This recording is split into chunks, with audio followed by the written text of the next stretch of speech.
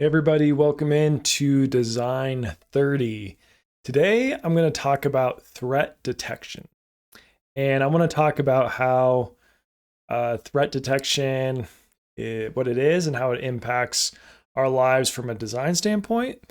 But then I also want to expand that a little bit and talk about threat detection and how I think it might be shaping some of our experiences online, how we interact with others online, social media, you know what I'm talking about, and maybe also how we perceive certain topics that are commonly discussed today. So, what do I mean, or what is threat detection? What does it mean from a human perspective, and then how does that play into design? So, threat detection is basically just our ability to detect threats, right? And evolutionarily, it makes sense that humans can detect things that are threatening because that increases your odds of staying alive, right? Makes sense. And so things that are threatening are often, spiders or snakes or lions. And we have this ability, and studies have shown that your body will be able to detect these things that are potentially threats faster than things that are more likely not threats. For example, if there is a spider kind of hidden in a bunch of, let's say, flowers, for example, you are going to be able to detect that spider much more quickly than you're going to be able to detect, maybe a fly or just a different colored petal or something on those flowers. So something that is potentially a perceived threat is going to be much quicker for you to identify. Other studies have looked at people trying to find an angry face kind of in a sea of happy or even just neutral faces. And humans, on average, are going to be able to detect that angry face first, which obviously makes sense. In a crowd, if somebody is angry and disgruntled, it's going to be much better for you to be able to spot that person and, maybe veer away from them. Just keep an eye on them, make sure they don't do anything rash, keep your family safe, right? So a lot of these things, it's not surprising, but it's interesting that we are just evolved in such a way that we detect those things faster, sometimes almost unconsciously. You don't have to necessarily consciously look for it. Your eyes will just move towards it. You see something kind of waving, kind of how like a snake would move, right? And you're just like, whoop, right? And your heart stops a little, you jump a little bit, depending on how much you like snakes. And it also tends to grab our attention and hold our attention longer than other things, which again makes sense. I mean, think of the example of the crowd with someone who is visibly angry in a crowd. They're going to grab your attention and they're going to hold your attention, right? Because you're going to want to watch that person and make sure they're not making any moves towards you, right? You want to make sure that you can get yourself out of trouble and you are aware if trouble starts to approach. So that's this idea of threat detection. You can use it in design in a few different ways. Obvious ways would be if there's something you want people to, you want to grab people's attention, then maybe you have something that has kind of these typical threat dimensions to it, right? Maybe you involve a spider somehow, like in your graphic design. Maybe you have something that kind of has a similar waviness to a snake that just draws people's eyes to it. It's like, oh, threat? Oh, no, actually, it's part of the design, right? But there's ways you can weave this in. And obviously, there's the examples of like areas that are dangerous, caution, these big bright signs, flashing lights, things like that, which really draw your attention. But I think this also can play a role in a little bit of a different aspect, not necessarily this visual threat detection, but I've been thinking about how, like on a social media side of things, obviously there's still the visuals, right, where there can be images and pictures of mountain lions or grizzly bears, and those things are obviously threats. They draw your attention.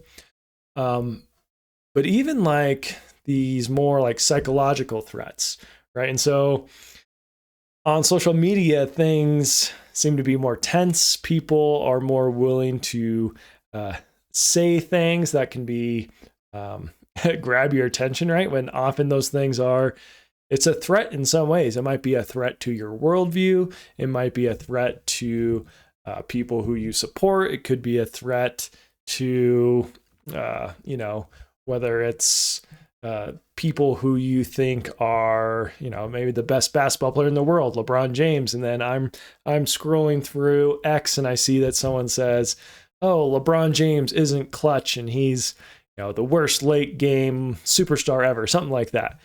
That's a threat to how I see the world. That's a threat to how I see LeBron James as a player. And so that attracts my attention, and it controls my attention, right? I pay attention to it for a long period of time as I'm typing up my response. And so I think there's still a level of this threat detection, or there's something in us that is being triggered when we are on social media, especially. And as we're scrolling through these different things that are not necessarily a physical threat, but they threaten the way we see the world. They threaten the way we want the world to be, or the way we think the world should be. And those are ways that people grab our attention, take our attention, right? And that's, they say you pay your attention, right? Like a lot of these apps are free, but what you have to pay is your attention. You pay attention to it. And this is how people use these ideas to grab your attention, pull you in, and get those clicks. And so I think it's a similar, and again, I haven't studied psychology, I haven't studied this, but I think there's some similar aspect going on here where it's not necessarily that physical danger coming at you, but there's still a threat to these other things, which are admittedly very important, right? Your worldview, the way you think people should act in the world, the way you think the world should be, ideally. These are important things that impact the way you live your life. They impact the way you interact with other people. And I think one right now that is also similar, a similar threat, and people are using it as a way to kind of grab your attention, get eyeballs, get listens. And I think that is AI and robots, right? Something I've talked about. Maybe I've been using the same tactic at times. But it's obviously a very threatening thing. Like AI in general is very threatening to our way of life. It's threatening to what we can trust with, these deep fakes and these fake audio and video that look very realistic. It's threatening to our jobs. It's threatening to our livelihoods. And so I think that is being used a lot to honestly develop just I don't want to say fear monger necessarily, because I think they're important topics to discuss, but I think it is being used to grab your attention and pull and hold your attention. So I think it's just something to be aware of, something to not get more caught up in than you should be, right? So you can only control what you can control. You should understand AI. You should be trying to figure out how to leverage it in whatever type of work you do. You should not be short-sighted. You should be thinking, years down the line of, is this going to impact my job? How can I expand my skill set to be able to still be valuable, employable, and, just make a living, right? It's pretty basic. So I'm not saying that you need to just ignore all of this, but I think some similar things are going on where it's a tempting way for people to grab your attention and hold your attention is to put out these big scary things, these threats. And then all of your threat detection sensors in your mind are like, oh no, like the AI and the robots are coming for my job. And maybe, right? I mean, I think they're going to come for my job eventually. I don't know at what point that will be. And I'm trying to figure out different ways to utilize AI and understand it and implement it so I can avoid any detrimental effects. But yeah, so I think this idea of threat detection is just something to be aware of.